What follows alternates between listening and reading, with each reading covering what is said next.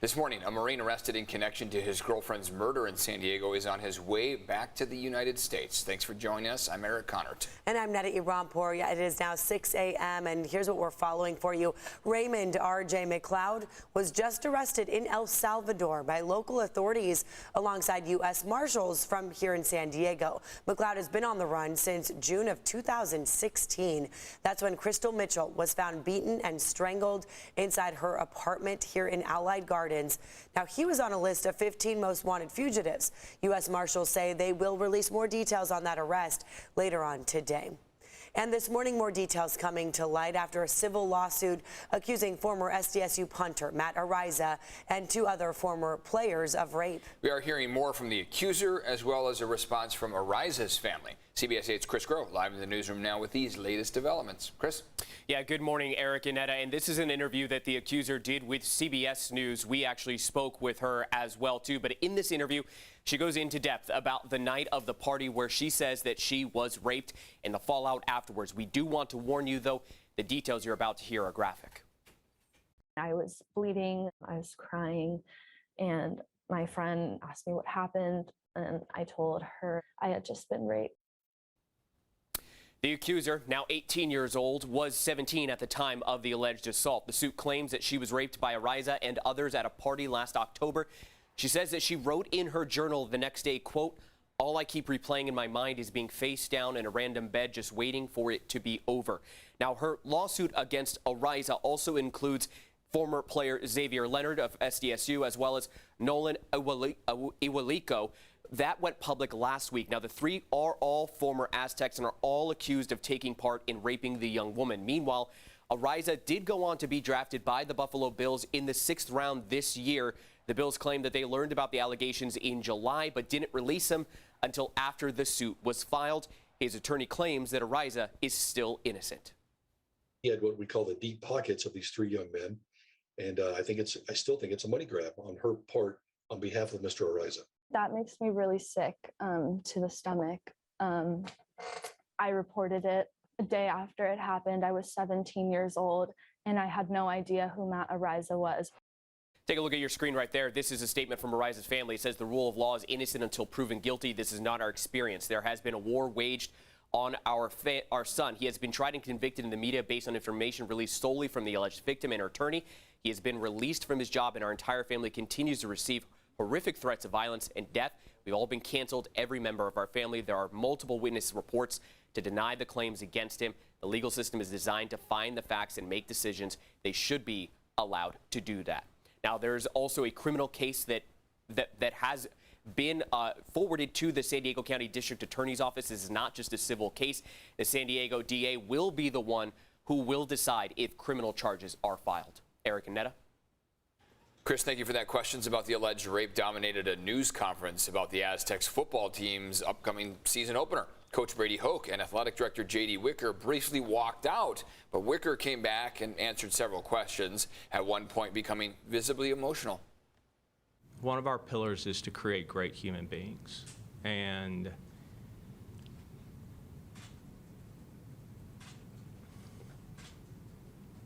it's hard when the training you provide may not have been enough. We have all of the updates on this case at CBS8.com. Well, it's a matter of safety today. Carlsbad putting its state of emergency up for review, and this is regarding bikes and e-bikes. It comes as the city has seen a rise in collisions, some of them fatal recently. CBS 8's Dana Marie McNichol live in Carlsbad now with a closer look at this. Good morning. Well, good morning, Eric and Neda. According to the city, they have seen 57 incidents, including bicyclists and people on motorized scooters. So with that being said, what does declaring a state of emergency mean for the city? I'm going to break that down. But first, we hear from people living in this community. The village is kind of hectic. Like, I'll get some close contact, but I'm usually really safe. I think we should be more cautious and be careful about just the little things, like wearing a helmet, being safe.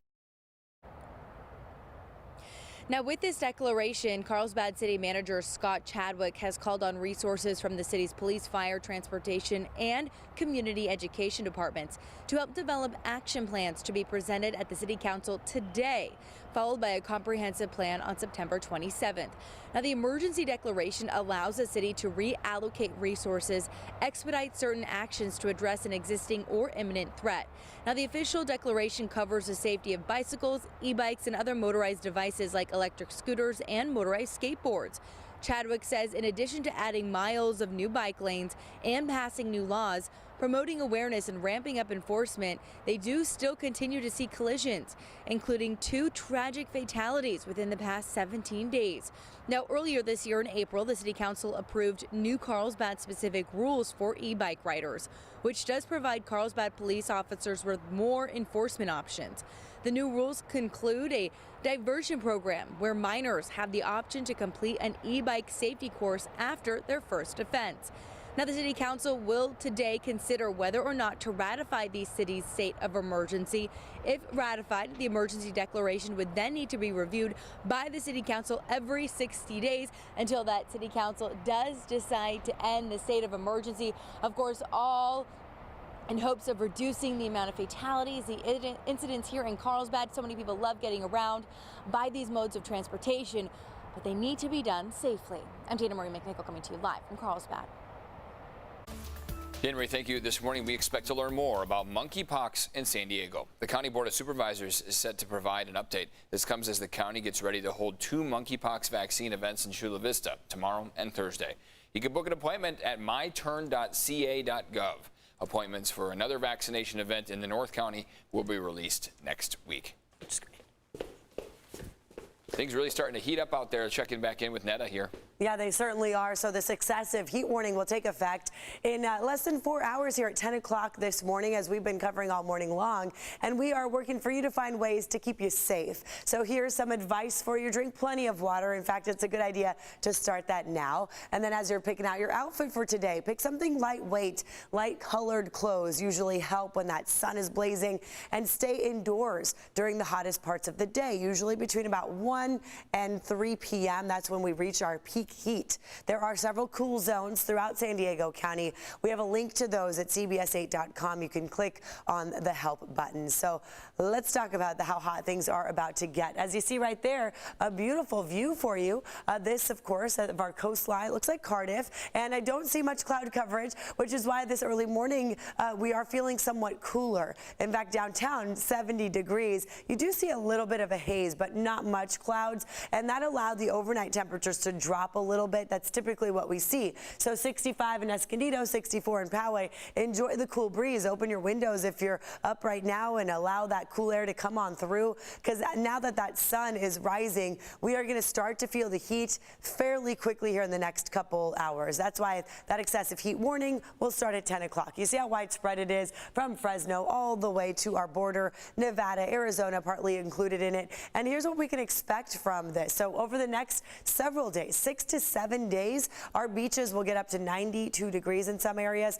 Coastal areas, so that's just a mile off of our beach, up to 97 for some of you. Along the 5, along the 805, that's where we're talking. And then the more inland you go, it gets even hotter, can get up to 105. Inland Empire up to 115. Mountains up to 98. Deserts 116. I show you that hottest temperature forecast there just to prepare you for what could be some dangerously hot conditions. It's all because of this giant ridge of high pressure right here. You see it hovering just to the east of us, at least the center, but all of the oranges and reds that you see certainly impacting us in San Diego, in LA. No matter where you go throughout the state and throughout the west, we will all be under this big ridge. It's a heat dome. We've talked about that before, where it gets really hot. We're getting that again. So this coming weekend, in fact, you'll notice even hotter temperatures. Look how big that red blob becomes. Yeah, triple digits for many, many inland valleys by this weekend. I'll get into that here in your full forecast. But for now, let's talk about what's going on with traffic. I do see no slowdowns. If you're coming from Oceanside through Del Mar, even towards downtown, you should be fine. Up around Escondido, it starts to get busy on the 15, but it looks like for now, speeds are good.